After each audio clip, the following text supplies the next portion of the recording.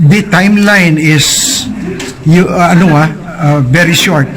Ilan po? Sinabi ni Presidente na finish it. So, ano yan? At once. Finish it. Urgent. We cannot afford to make it longer or make it long. The country and everybody is bleeding every day. Sir, sorry, papaulit ko lang. So even in past budget approvals, nangyayari na nag-itemize kayo after? Yes. After that, because that is still period of legislation. Whereas if the President has already approved the budget, that is period of execution.